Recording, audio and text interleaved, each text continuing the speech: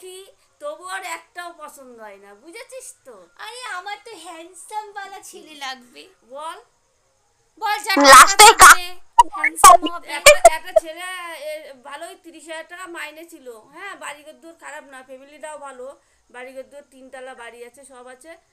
ছেলেটা বয়স হচ্ছে 33 বছর বয়স ছেলেটার। আর আমার বয়স কত রে? করবে না, আমার বয়স কেমন দেখ আমার বয়স বুঝেছিস? মাত্র 24, এখনো পুরো পূর্ণ হয়নি। 33 কত হচ্ছে? কত বছর হচ্ছে?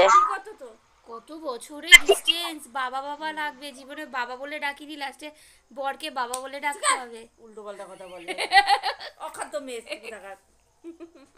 না না, বয়স যাই হোক না কেন, মানুষের দেখতে হবে চেহারা স্বাস্থ্যটা কেমন আছে না। দেখ আমি অনেক সময় আমার যদি সেই বয়স্ক দেখে বিয়ে করতে হয়, ঠিক আছে, দেখতে খারাপ দেখে বিয়ে করতে হয়, করব, বড় লোক দেখে করব, যার প্রচুর টাকা থাকবে, দেখতে খারাপ বয়স্ক কোনো ব্যাপার না।